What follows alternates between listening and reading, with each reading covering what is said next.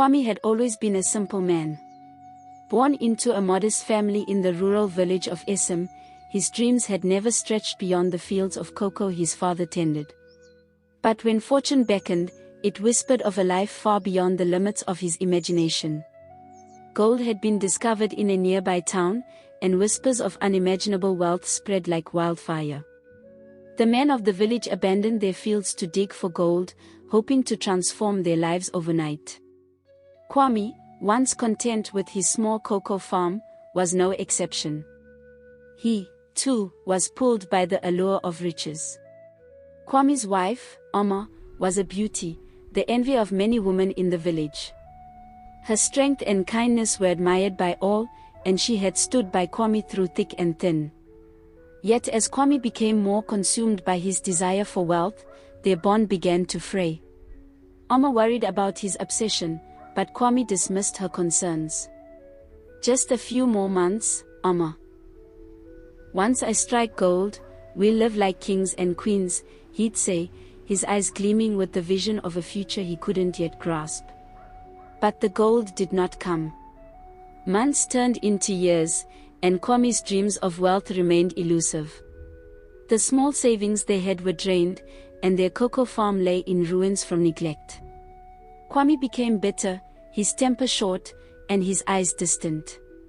Oma watched as the man she once loved began to slip away, replaced by a shadow of his former self.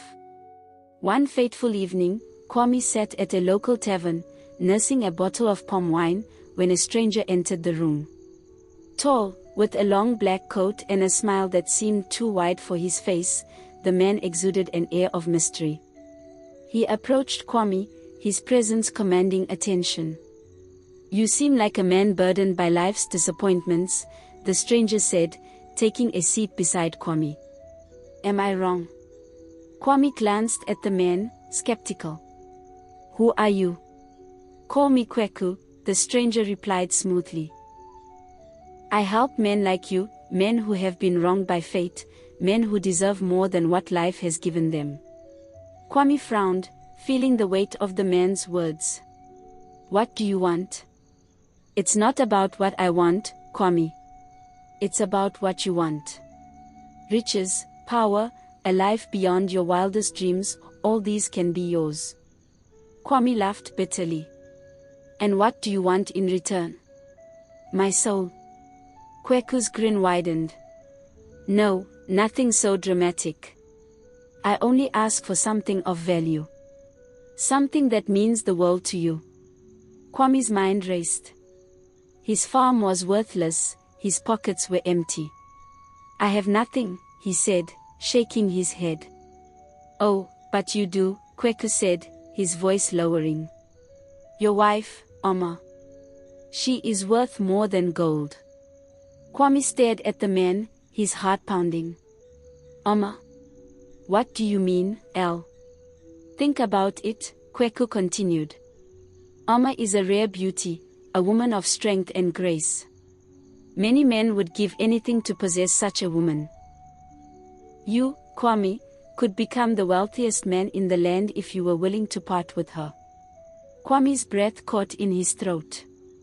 The thought of selling Oma repulsed him, but as Kweku's words took root, the allure of wealth began to overshadow his conscience.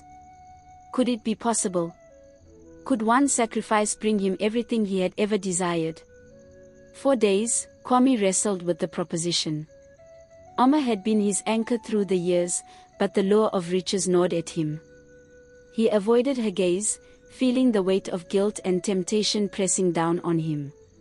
Every time Oma smiled or touched his hand, the internal battle grew fiercer.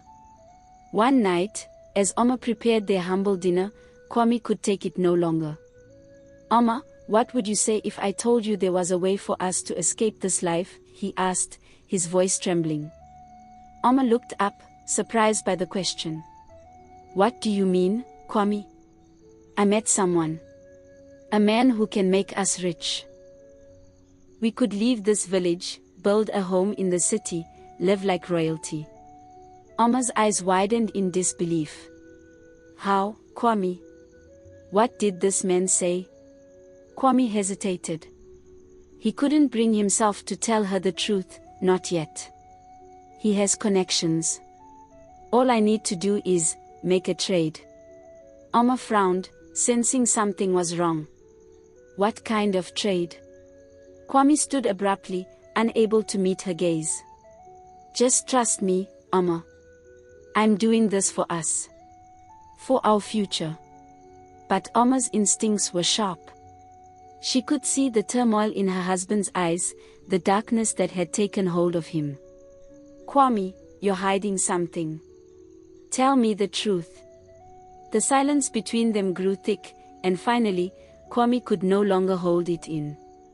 He wants you, he blurted out, his voice barely a whisper. In exchange for the riches, he wants you.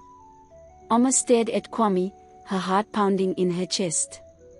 For a moment, she thought she had misheard him. You would sell me, she asked, her voice shaking. Kwame's shoulders slumped, shame washing over him. Oma, it's not like that. It's for our future. We could have everything we've ever dreamed of. I don't want to lose you, but... Oma stood, her hands trembling. But what, Kwame? You would trade me for gold. After everything we've been through. Kwame's silence was answer enough.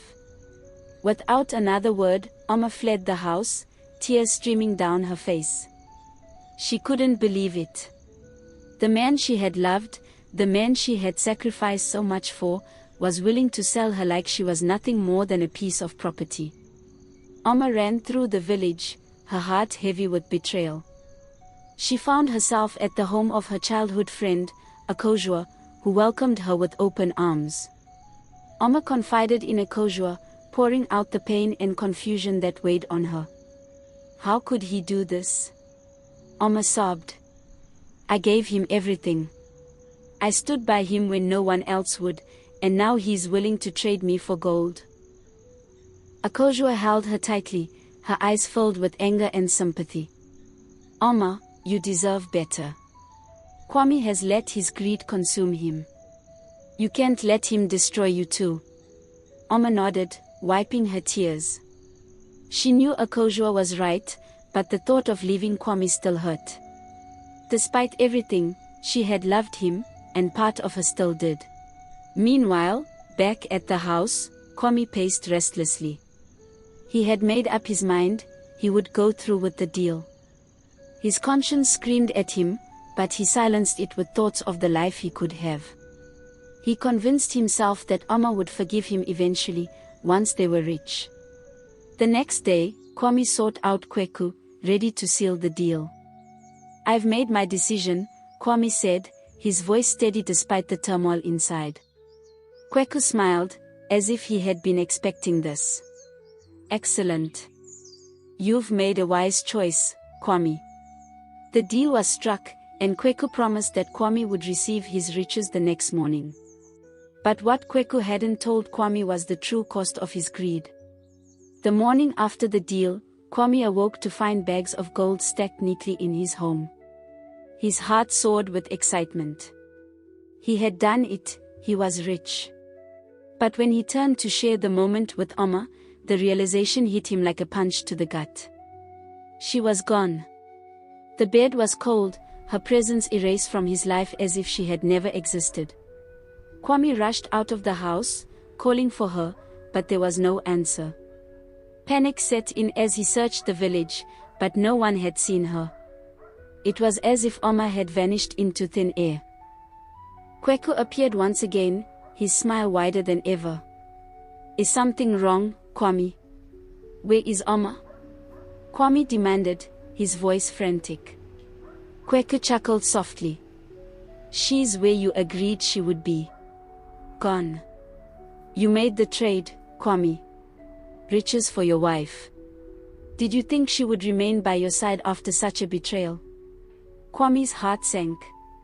He had convinced himself that somehow Oma would still be with him, that she would understand, that they could enjoy the riches together. But now, the reality of his actions crashed down on him with brutal force. He had sold the one person who had truly loved him, and for what? Gold? Despair filled Kwame's soul as he realized the depth of his mistake. His newfound wealth felt like chains, heavy and suffocating. No amount of gold could fill the void left by Oma's absence.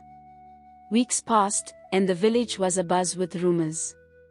Kwame, once a proud and driven man, now wandered aimlessly through the streets, haunted by guilt. The riches that had once seemed like a blessing now felt like a curse. Everywhere he went, he felt the weight of his decision bearing down on him. People whispered behind his back, though no one knew the full truth of what had happened. All they saw was a man who had gained great wealth but lost his soul in the process. Kwame tried to distract himself with his riches. He bought the finest clothes, threw lavish parties, and even built a grand house on the hill overlooking the village. Yet, no matter how much he spent or how grand his surroundings became, the hollow emptiness inside him persisted. He thought of Oma constantly, her smile, her laugh, the way she had once looked at him with love and trust. Now, all of that was gone. The villagers grew curious. They noticed Oma's absence and wondered where she had gone. Some speculated that she had left him because of his obsession with wealth. Others believed something more sinister had occurred. But Kwame never spoke of her, and the truth remained locked in his heart like a terrible secret. One night, as he sat alone in his grand house, staring at the piles of gold he had accumulated, there was a knock at the door. It was a soft, almost hesitant knock, and for a moment, Kwame thought he had imagined it. But when it came again, he stood and opened the door. To his shock, standing before him was a frail old woman, her face hidden beneath a tattered hood. Her eyes, however, glowed with a strange intensity. "You have everything you ever wanted, Kwame," she said, her voice soft yet filled with an eerie power. "But tell me, are you happy?" Kwame recoiled at the question, his heart pounding. "Who are you?" he asked, his voice trembling. The old woman removed her hood, revealing a face that was both ancient and familiar. Kwame gasped. "Oma," he whispered, his voice barely audible. The woman shook her head. "No, not Oma. But I am here because of her. I am her fate, her spirit, the consequence of your actions. You traded her away for gold, Kwame, and now you must face the cost." Kwame stumbled backward, his mind racing. "I didn't mean to hurt her," he cried. I thought we could have it all." The woman's eyes bore into his soul. "You can never have it all when your heart is filled with greed. You sold the only true treasure you ever had, and now you are left with nothing but the emptiness of your own making." From that night on, Kwame was never the same. He began to see visions of Oma everywhere he went. In the marketplace, he would catch glimpses of her face among the crowd, only for her to disappear the moment he tried to approach. At home, her voice echoed through the halls, soft and distant, as if calling out to him from another world. He was haunted by her memory, tortured by the knowledge that he had traded her away for something as worthless as gold. His nightmares grew worse. Every night, he dreamed of the moment he made the deal with Kweku, but in his dreams, it was Oma's eyes staring back at him, filled with betrayal and sorrow. The guilt gnawed at him, eating away at his sanity. He could no longer sleep, no longer find peace. Even the gold, which had once been his sole obsession, now disgusted him. One night, Kwame wandered to the edge of the village, to the very spot where he had first met Kweku. The moon hung low in the sky, casting eerie shadows over the landscape. Kwame called out into the night, his voice filled with desperation.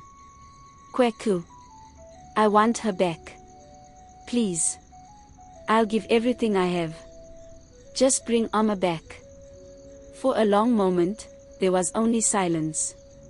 Then, from the darkness, Kweku emerged, his grin as wide and unsettling as ever. "Ah, Kwame," he said smoothly. "I see the weight of your decision has finally caught up with you. Take the gold," Kwame begged, falling to his knees. Take everything. Just bring her back. I can't live like this anymore. Kweku's smile faded, and his eyes grew cold. I'm afraid that's not how this works, Kwame. A deal was made, and once made, it cannot be undone. You traded her away willingly. Now, you must live with that choice. Kwame's heart shattered. He had known, deep down, that there was no way to reverse what he had done, but hearing it from Kweku's lips made the reality unbearable. Please, he whispered, his voice barely audible. I can't live without her. Kweku sighed, almost as if he pitied Kwame. You were given a choice, Kwame, and you chose greed over love. That is the true price you must pay. With that, Kweku turned and vanished into the night, leaving Kwame alone, broken, and consumed by the weight of his actions. Weeks passed, and Kwame became a shadow of his former self. His once grand house fell into disrepair, his gold left to gather dust. The villagers whispered about him, about the man who had gained everything but lost his soul. His former friends avoided him, and even those who had once envied his wealth now pitied him. One day, as Kwame wandered the outskirts of the village, he came upon an old shrine nestled deep within the forest. It was a place he had passed many times before but never paid much attention to. Now, something about it called to him, pulling him closer. As he approached the shrine, he saw a small, withered figure sitting before it, an elderly priestess, her eyes closed in meditation.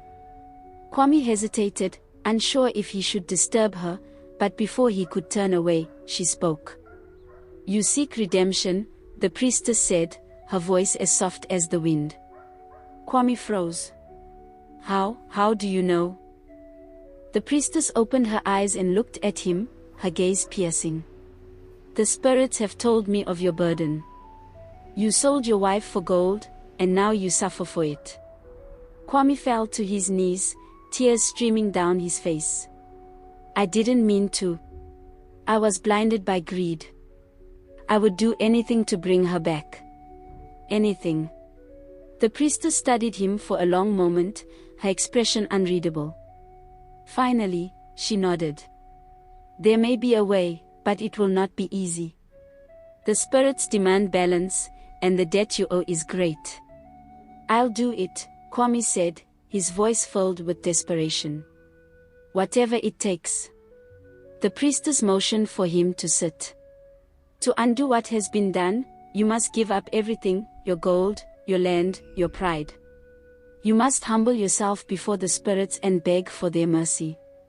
Only then will they consider your plea. Kwame didn't hesitate. I'll do it. I'll give it all up. For the first time, the priestess smiled, though it was a sad smile. Then prepare yourself, for the path ahead is long and filled with trials. But if your heart is true, the spirits may grant you a second chance. Kwame returned to the village and began to divest himself of his wealth. He gave away his gold, his land, and all his possessions to the poor and needy. The villagers were shocked by his actions, but Kwame didn't care. His only thought was of Oma and the hope that he might one day see her again. Days turned into weeks, and Kwame labored tirelessly to atone for his sins.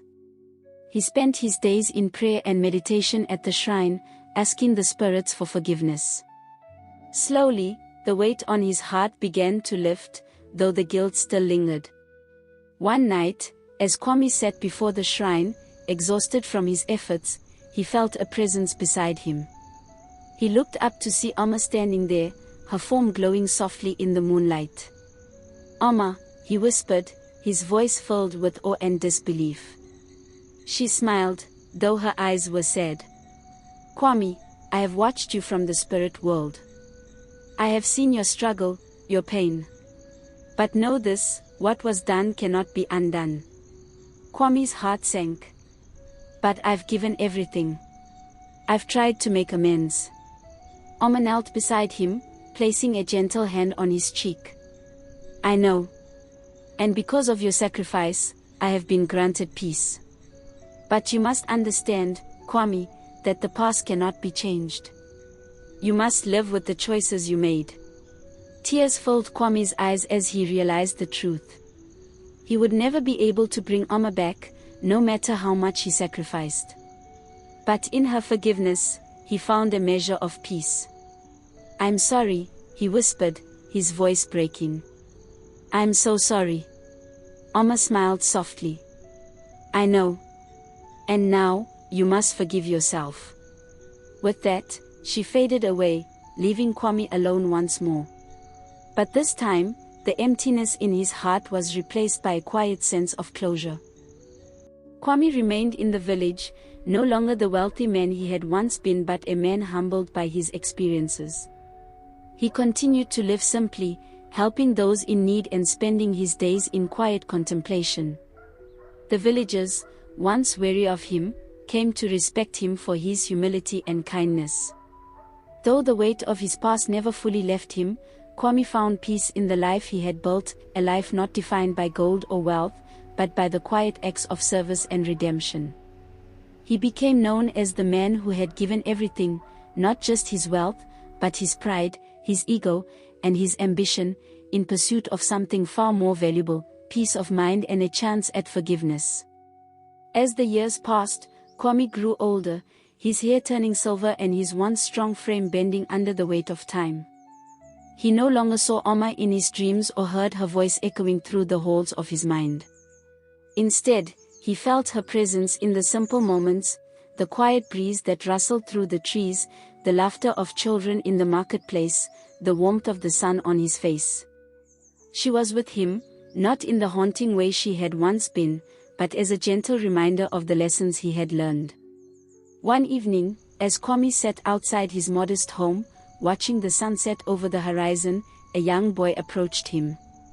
The boy, no older than 10, looked up at Kwame with wide eyes full of curiosity. "Is it true what they say, old man?" the boy asked. "That you once had more gold than anyone in the village, but you gave it all away?" Kwame chuckled softly, the sound like a distant echo of the man he had once been. "Yes, child, it's true. But gold is a heavy burden to carry, and sometimes, when you hold on to it too tightly, you lose sight of the things that really matter." The boy frowned, as if trying to understand. "But why did you do it? Why give it all up?"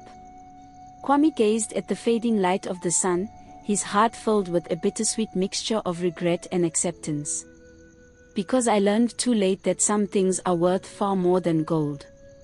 And when you realize that, child, you would give up anything to make things right."